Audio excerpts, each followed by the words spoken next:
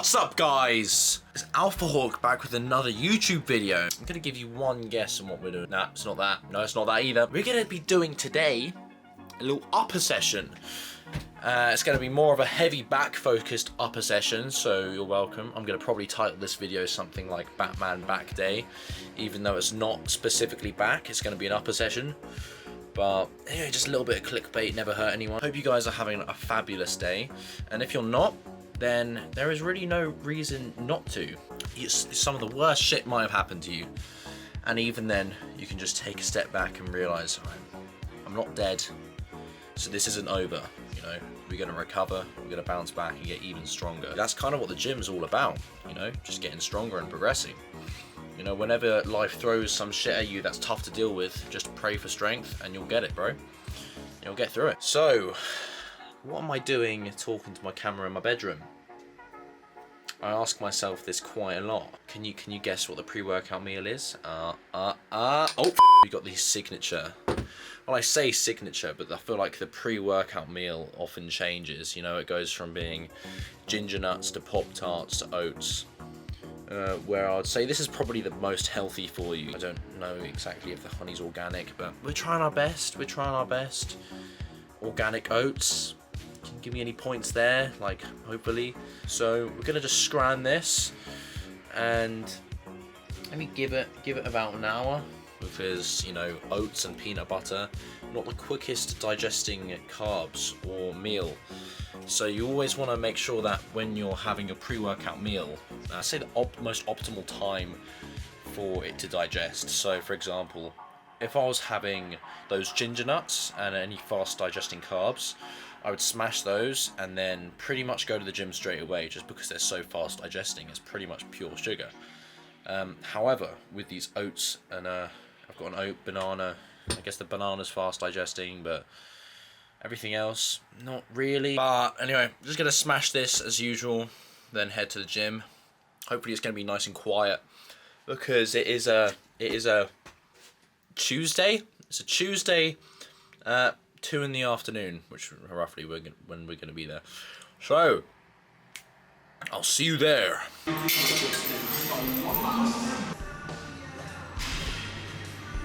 I call it boxy lifestyle. I lived in a box, meaning like it was like, okay, kitchen, gym, sleep, you know, rest, and that was it. I had a circle, you know, it was like a bubble. So the consistency with that, it was always progression in my life. So if I never missed a meal, never missed a workout, every workout was thought about.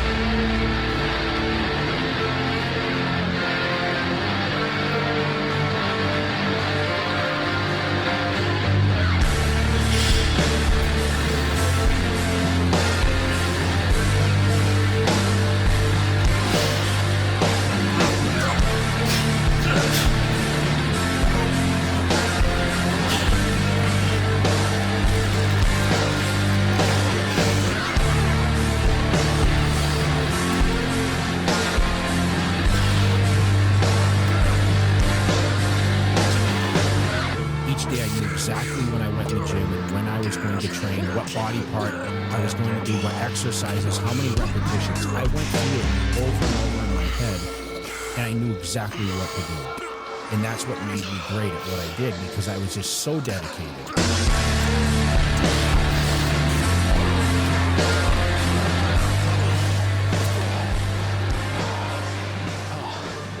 Alright, it seems that I guess finally gotten to that part in the bulk where food is starting to negatively impact my training.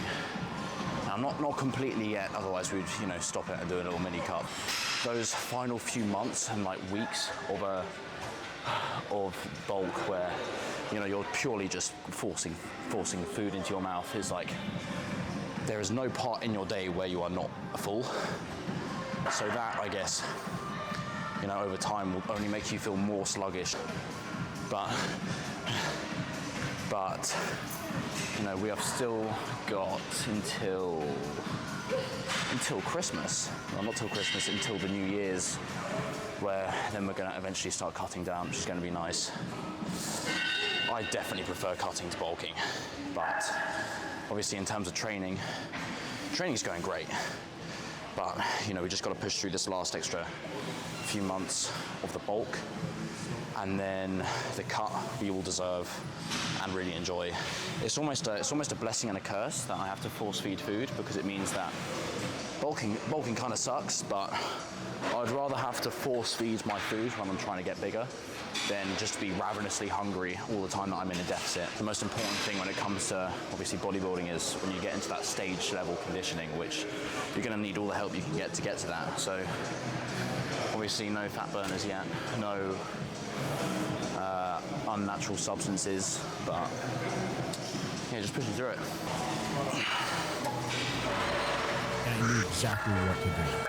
And that's what made me great at what I did, because I was just so dedicated.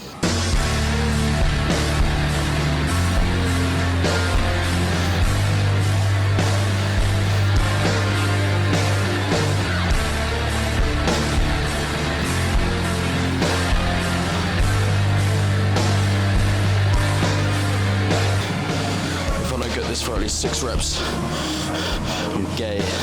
On track with everything. I mean, everything was structured. I lived in a fucking box in order to be the best, meaning I had no outside. People would call me with their problems, I'd hang up on them. Like, the phones were off. Don't bother me with negative shit. And I just went at it.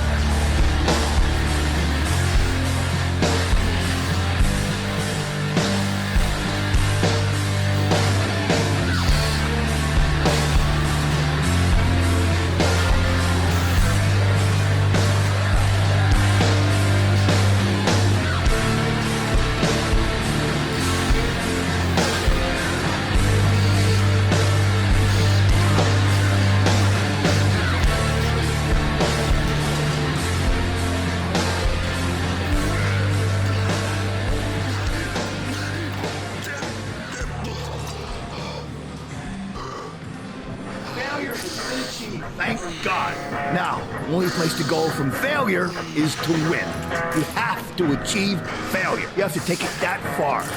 Nobody wants to go that far. It's too scary.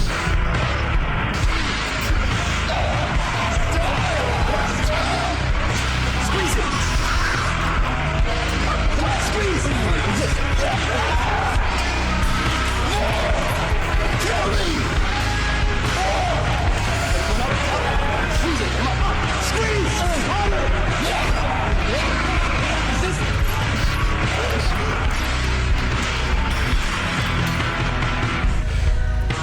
So when you're waking up every morning by yourself and you're fucking getting after it by yourself, and it's the hidden work.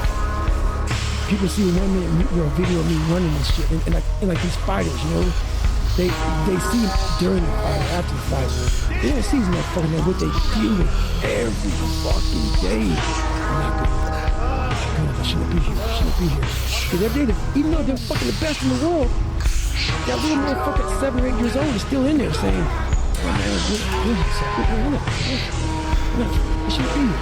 So you're always fighting that motherfucker. Even though you beat it, you never truly beat it.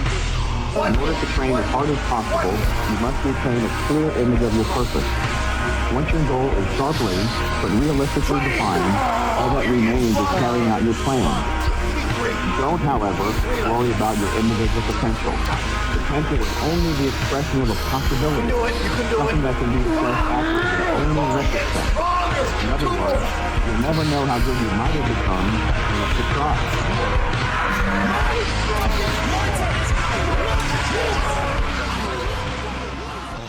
Alright, time to check the pump.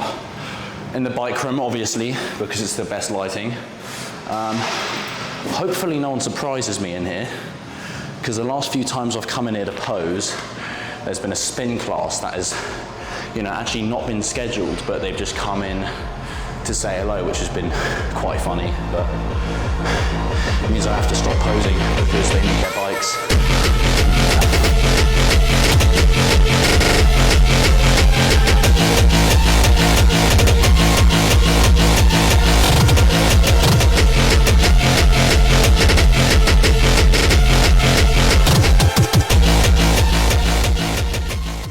I've put on 5 kilos since starting to bulk, where obviously, you know, a few of those, let's say at least 2 kilos of that is just pure water. and a little bit of its fat as well. So I hope amongst there somewhere is a good bit of muscle, but it's obviously one of those things where you look at yourself, you know, day by day, and you think you don't change, but you just got to remember that this is just the process.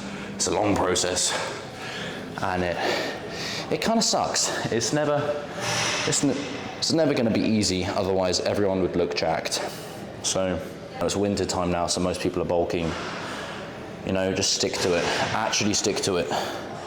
Just commit, and then earn the cut, because you know, obviously enjoy it while you can. Obviously, when you get to that cut, there is going to be no more fun food. I mean, we're not eating fun food all the time, but I've been a little bit cheeky, and just on my rest days, I usually swap out my